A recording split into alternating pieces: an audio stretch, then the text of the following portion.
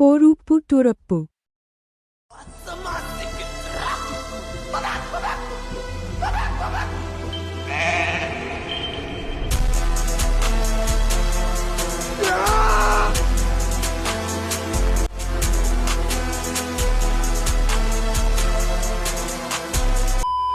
Hello guys, எனக்கு வந்து நம்ம மாரி செல்வம் ராஜ் அவரை பற்றி நம்மளோட most famous show of the channel the film by show, second famous show of the channel film by show அப்படின்னு ஷோ பண்ண போகிறோம். Let's get into the video.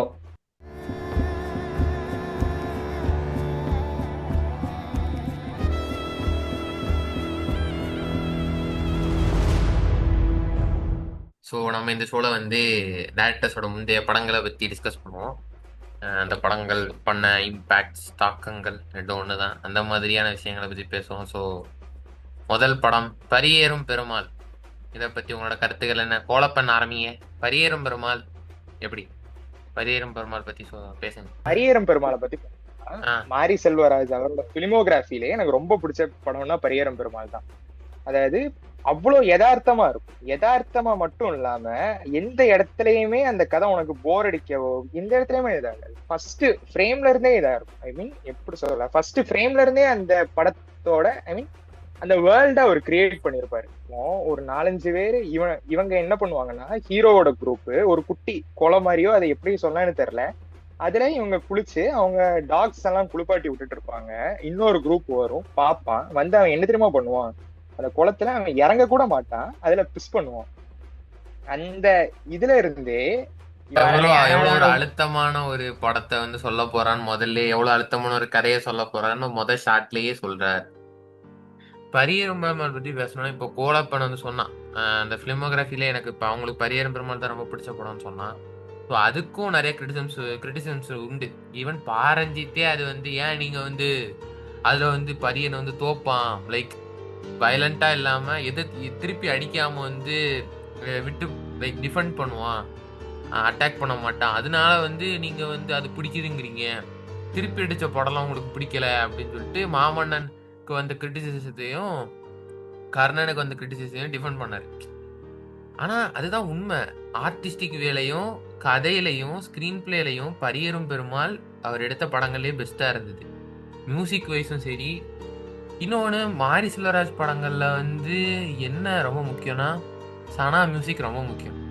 அதை விட்டா அவரோட சினிமோட்டோகிராஃபி, அவரோட ஷார்ட்ஸு, அவர் வந்து படம் எடுக்கிறது ஒரு மாதிரி கவிதை மாதிரி இருக்கும். லைக் செடியை கட்டுவாரு, அது ஒரு மாதிரி நல்லா ரூட்டடா சூப்பராக கொண்டு போயிருந்தாங்க.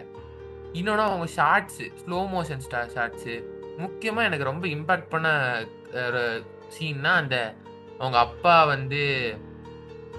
வந்து அந்த மேல்ஜாதி பசங்க எல்லாரும் வந்து ஹாராஸ் பண்ணுவாங்க. அந்த சீன் வந்து ரொம்ப ஒரு இம்பாக்டான சீனு. நமக்கே ஒரு குற்ற உணர்ச்சி தர மாதிரி ஒரு சீனா இருந்தது அந்த சீனு. அப்போ அந்த சீனா இருக்கட்டும். வேற வந்து இவங்க கதிரை கூட்டு வந்து ஒரு ரூம்ல அடைச்சி போட்டு அவன் மேல வந்து ஒண்ணு கடிக்கிற சீனு, அந்த மாதிரியான சீன்லாம் வந்து ரொம்ப டிஸ்டர்பிங்கா. அந்த டைம்ல வந்து இந்த மாதிரி படம் வந்தது வந்து லைக், அதுக்கு முன்னாடி பாரஞ்சித்துன்னு ஒரு ஆளு மெட்ராஸ் மாதிரி படங்கள் எடுத்தாலும் இந்த ஒரு கருத்தை வந்து ரொம்ப ஸ்ட்ராங்கா பதிவு செஞ்ச படம் தான் பரியேறும் பெருமாள் தான் நினைக்கிறேன். கர்ணன் பத்தி பேசுங்க. கர்ணன் வந்து நான் ரொம்ப அதாவது லேட்டா தான் பார்த்தேன்.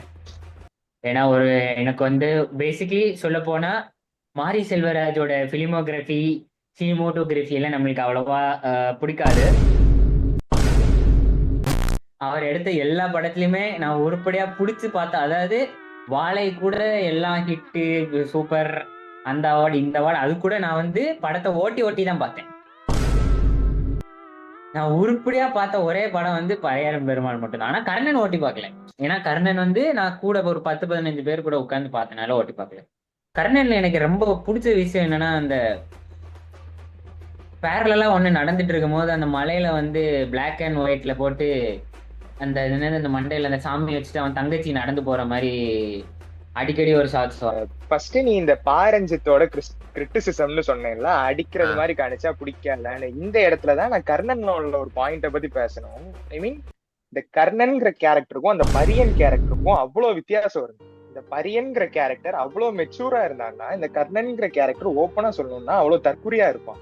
ஒரு கவர்மெண்டே வந்தாலும் நாங்க வேலி முள்கம்பம் எல்லாம் போட்டு எதிர்த்து நிப்போம்னு நிப்பான். அது எந்த லெவலுக்கு யதார்த்தமா இருக்குன்னு எனக்கு தெரியல. அதான் இப்போ கோலப்ப நீ சொன்ன பாயிண்ட் தான் அங்க வந்து மெயினா வச்சாங்க. இப்போ வந்து அது வந்து லாஜிக்னு கிடையாது, அது ஓகே சினிமா, ஓகே அது சினிமா தன்மைதான் இருந்துச்சு. பட் இருந்தாலும் அது என்னமோ சரியா ஒட்டாத மாதிரியே இருந்தது. ஒரு கர்ணன் கேரக்டர் வந்து ரொம்ப ஒரு நமக்கு வந்து சில டைம்ல வந்து ஏன் இவன் இப்படிலாம் பண்றான்னு யோசிக்கிற அளவுக்குள்ள ஒரு கேரக்டரா தான் இருந்துச்சு. ஆனா அந்த படம் வந்து நம்ம அதனால மொக்க படம்லாம் சொல்ல முடியாது. அது வந்து ஒரு நல்ல படம். பட் இருந்தாலும் மாரி செல்வராஜ் கிட்ட இருந்து இன்னும் அதிகமா எக்ஸ்பெக்ட் பண்ணுவோம் அவரோட மொத படத்துக்கு. முக்கியமா அந்த இன்ட்ரோல் பிளாக்லாம் வந்து செதறலான இன்ட்ரோல் பிளாக். கர்ணன் வந்து கரெக்டா அந்த கழுதையோட அந்த கயிறை வந்து அறுத்துட்டு இருப்பான். அந்த டைம்ல வந்து அங்க அந்த குட்டி பையன் அந்த பஸ்ஸை நிறுத்த மாட்டாங்க.